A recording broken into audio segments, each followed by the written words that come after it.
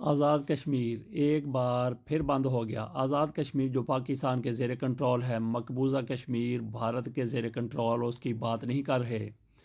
یہ کشمیر پہلے بھی بند ہوا تھا لیکن آج پھر بند ہو چکا ہے۔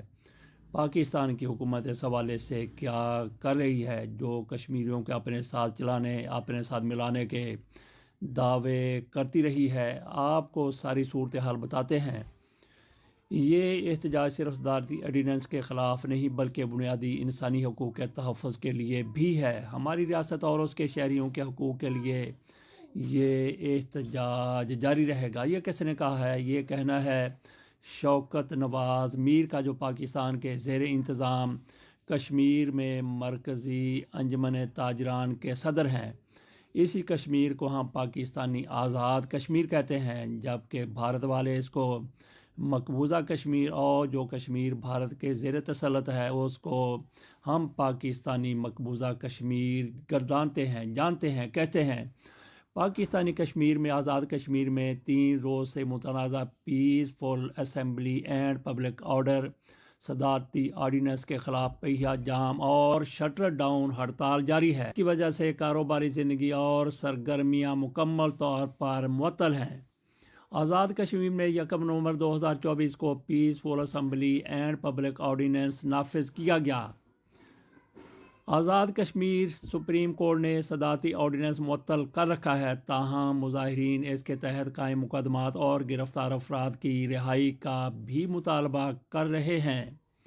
اس آرڈیننس کے تحت احتجاج کرنے والے افراد کو ضلعی مجسٹریٹ سے پیشگی اجازت حاصل کرنا ہوگی، اور احتجاج کے دوران کسی قسم کے ہتھیار، ڈنڈے یا سڑکوں کی بندش کی اجازت نہیں ہوگی۔ وہ احتجاج کیا ہوا کہ آپ کے ہاتھ میں کچھ بھی نہ ہو اور سڑکوں کو بند بھی نہ کر سکیں۔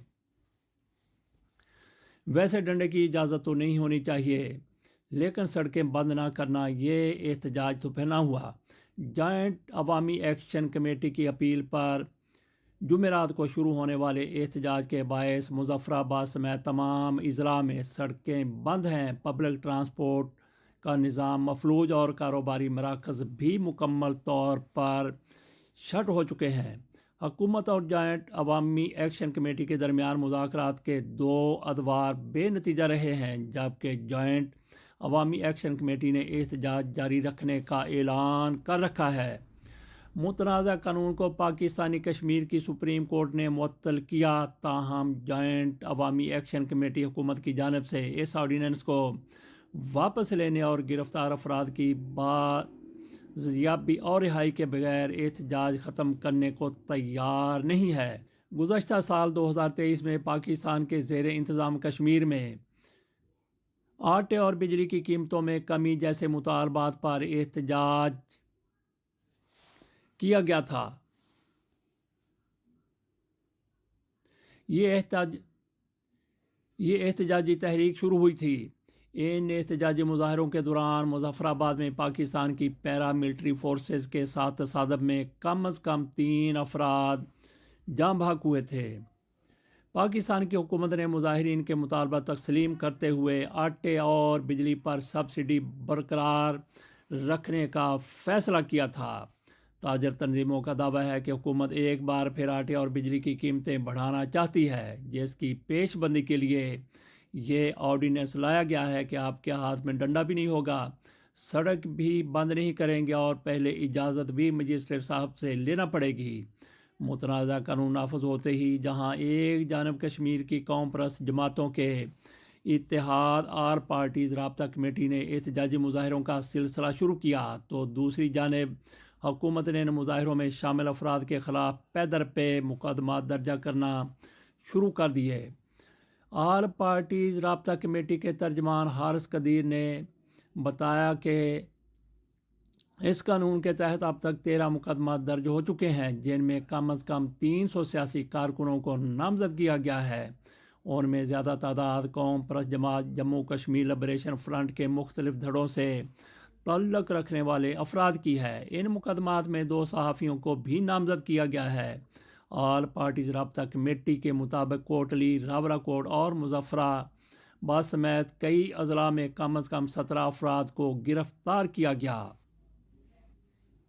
آل پارٹیز رابطہ کمیٹی کی قیادت کی گرفتاری کے بعد جموں کشمیر جوائنٹ عوامی ایکشن کمیٹی بھی اس احتجاج میں شامل ہو گئی۔ اس متنازع آرڈیننس کو کالا قانون قرار دیتے ہوئے حکومت سے مطالبہ کیا گیا ہے کہ اس سے واپس لے کر اس قانون کے تحت درج مقدمات ختم اور گرفتار کارکنوں کو رہا کیا جائے۔ شوکت نواز میر کے مطابق یہ قانون آزادی اظہار اور احتجاج کے بنیادی حقوق کی خلاف ورزی ہے اور اس کا مقصد کشمیر میں لگ بھگ 2 سال سے جاری عوامی تحریک کو ختم کرنا ہے۔ ان کا کہنا تھا کہ گزشتہ سال احتجاجی تحریک کے بعد حکومت آٹے اور بجلی کی قیمتیں کم کرنے پر رضامند ہو گئی تھی، لیکن اب پھر یہ خدشہ ہے کہ حکومت آئندہ مالی سال کے دوران یہ سبسڈی ختم کرنا چاہتی ہے۔ جوائنٹ عوامی ایکشن کمیٹی کی جانب سے غیر معینہ مدت تک احتجاج کی کال کے بعد حکومت نے اس احتجاج کو ناکام بنانے کے لیے مختلف تدابیر اختیار کی ہیں۔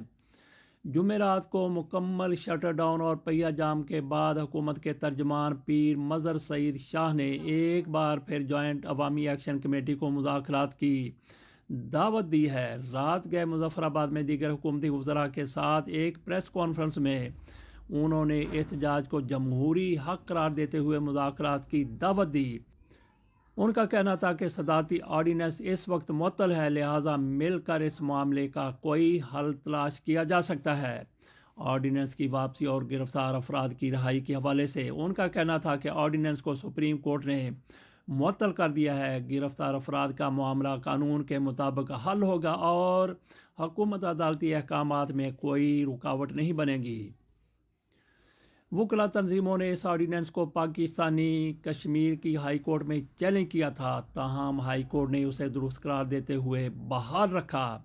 ہائی کورٹ کے فیصلے کے بعد وکلا تنظیمیں یہ معاملہ سپریم کورٹ لے گئیں۔ آزاد کشمیر کی سپریم کورٹ میں جوائنٹ عوامی ایکشن کمیٹی کی جانب سے 5 دسمبر کو احتجاج کی کال کے بعد سپریم کورٹ نے اس آرڈیننس کو عارضی طور پر معطل کرتے ہوئے اس پر سماعت کا آغاز کر دیا۔ تاہم اس آرڈیننس کے مستقبل اور اس کے تحت گرفتار افراد کے بارے میں کوئی وضاحت نہ ہونے کے سبب جوائنٹ عوامی ایکشن کمیٹی نے اپنی ہڑتال کی کال واپس لینے سے انکار کیا ہوا ہے۔ وکلا تنظیموں نے سپریم کورٹ کے اس فیصلے کو سراہتے ہوئے اس امید کا اظہار کیا کہ عدالت اس آرڈیننس کو مستقل طور پر کالعدم قرار دے گی۔ سپریم کورٹ کی جانب سے قانون معطل ہونے کے بعد وکلا تنظیموں نے احتجاج سے لا تعلقی ظاہر کی ہے۔ البتہ جوائنٹ عوامی ایکشن کمیٹی نے آرڈیننس کی واپسی اور گرفتار کارکنوں کی رہائی تک اپنا احتجاج جاری رکھنے کا فیصلہ کیا ہے۔ جوائنٹ عوامی ایکشن کمیٹی کے ممبران نے واضح کیا ہے کہ یہ احتجاج صرف peaceful assembly and public ordinance کے خلاف نہیں بلکہ بنیادی انسانی حقوق کی حفاظت کے لیے بھی ہے۔ جوائنٹ عوامی ایکشن کمیٹی کے بقول مذاکرات کی کامیابی اس وقت تک ممکن نہیں جب تک یہ آرڈیننس واپس نہ لے لیا جائے۔ اس میں سب سے بڑی بدنیتی حکومت کی ہے، آزاد کشمیر حکومت کی، جو پاکستان کی حکومت کے زیر انتظام ہی کام کرتی ہے، ان کی ہدایت پر چلتی ہے۔